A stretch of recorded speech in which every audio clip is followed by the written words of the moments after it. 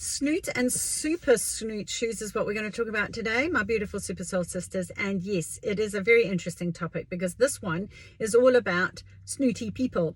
I remember reading a Dr. Seuss book, and it was the Snars of Snarvel, I think it was, and you know how they all wanted to be they had these stars of the snars, and everybody wore the stars of the snars on their bellies. So, you know, and off they would go. And it started with one, and then more people, and the snars decided that they were better than the others, and so they went off to Snoots, whatever it was, Ville, I can't remember what it was now, but basically they all shifted over to this different you know, sector, causing a split, causing a fracturing of the community, and setting up their own little community with all these people that had all these stars, all these, like, you know, animals that had stars.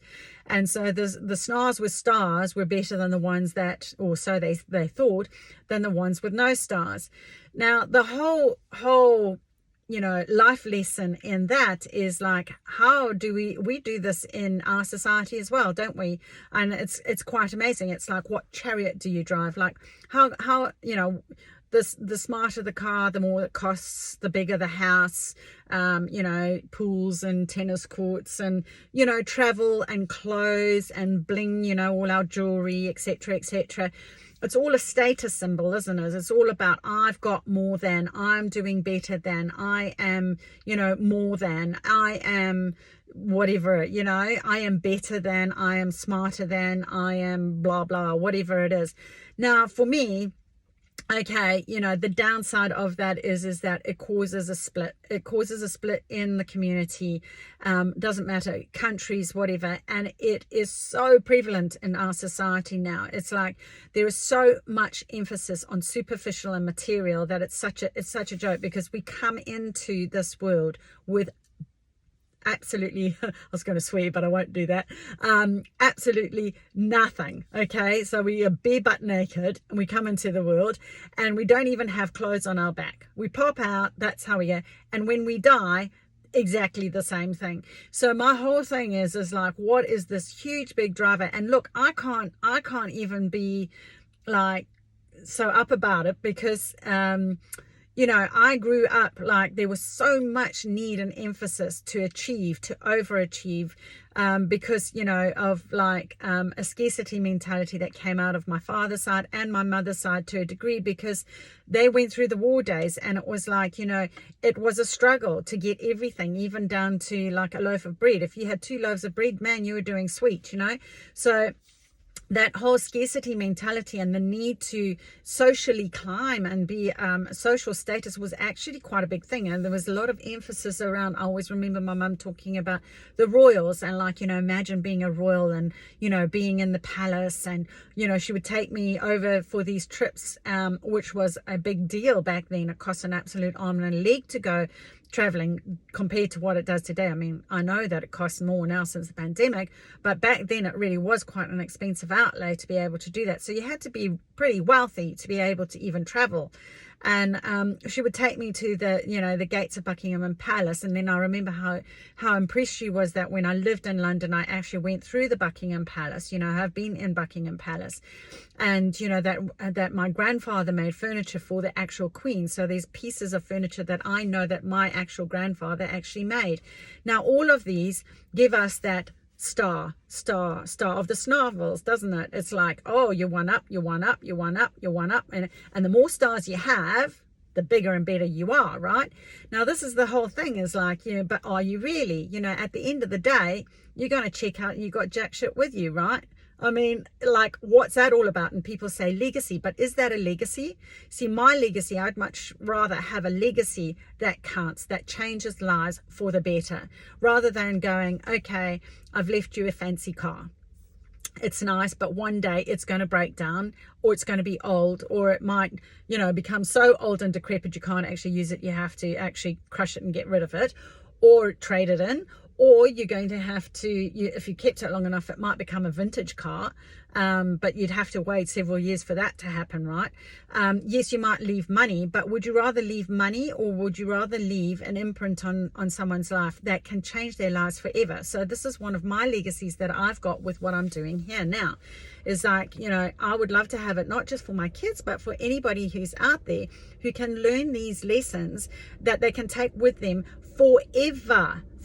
And if I can teach the man to fish, which is what my whole thing is here, is that, if I'm helping you to learn these certain skills and techniques, etc., then you can now teach other people. You can teach this to your kids, then your kids can teach it to their kids.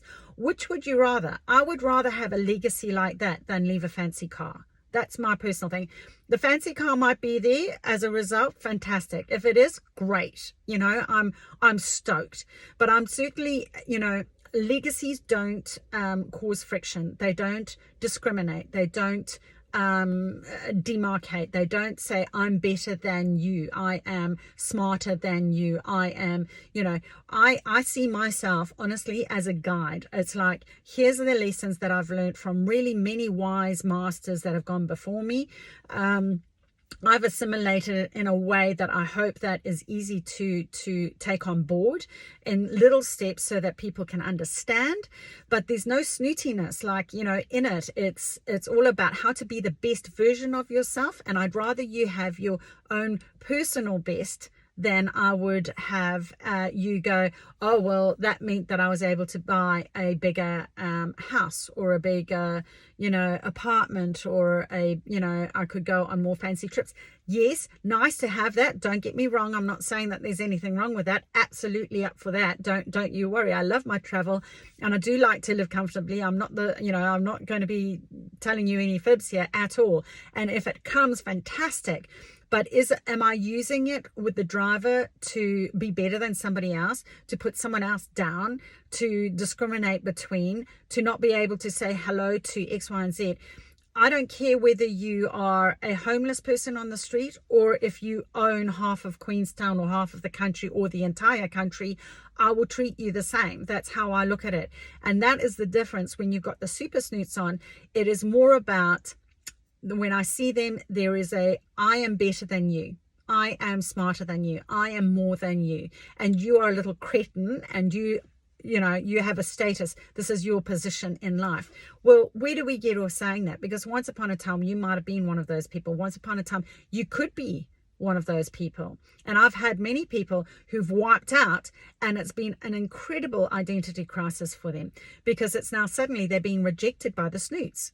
The snoots of Snootville going, well, where are all your stars? You don't have no stars, baby. You're not in with the crowd. And it's just like, do you really want to hang out with those guys? I don't want to hang out with them.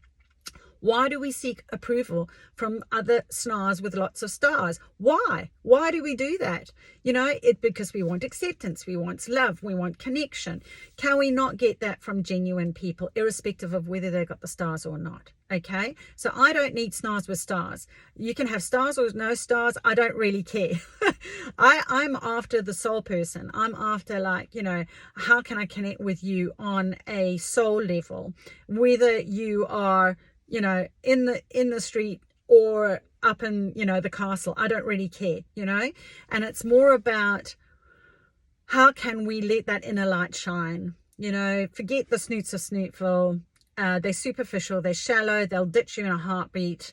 They will scorn you if you're not in the right level of crowd. I mean, I've had this happen to me where, I've had people who will talk to me and, engage with me on a certain level. But if they're in with what's perceived to be a higher income bracket level, suddenly they don't say hello. And you're like, what's that all about, man? I don't have time for that. I don't have the time for you and your stars. And so when I'm thinking of a few people that did do this, and then they started coming to me to talk, privately. I was just like, I'm very civil, whatever. But it's just like, you know what? You can keep your snars and your stars, because that's not for me. That doesn't work for me. And, and it's the same the other way around. Like if I'm with people who treat people like that, and someone comes in of a lower income bracket or a lower status or whatever, I will say hello to them, to quite often the embarrassment of the other snoots. The other super snoots are not happy with that and have told me that many times in the past, and I don't care, because you know what? I am comfortable in my shoes on my path, going my own way, like I would like you to be. I want you to get in a really deep and meaningful life, in a pair of shoes that really work for you, that's going to leave a legacy that is going to really stand the test of time, that you can pass on, that you can teach the man to fish, you know, and then they can teach others. Now you've affected many generations, not just left them, I don't know, a coin collection, you know, for, you know, nice, but really in the grand scheme of things, it's not really shifting the bar in my world. Okay, anyway, look, I hope you found that useful. I think we all know who super snoots are. Are you one of them? Like, maybe you want to start looking at that. Like, if you recognize that, actually, do you know what, I do have my snoots, or even maybe you're a super snoot, go, well, look, you know what, I'm ready to actually look at how to become a bit deeper, and how I'm going to actually change that, and what can I do that's going to make a difference in somebody's life, rather than, you know, create disintegration of society through disassociation, through discrimination, through looking down.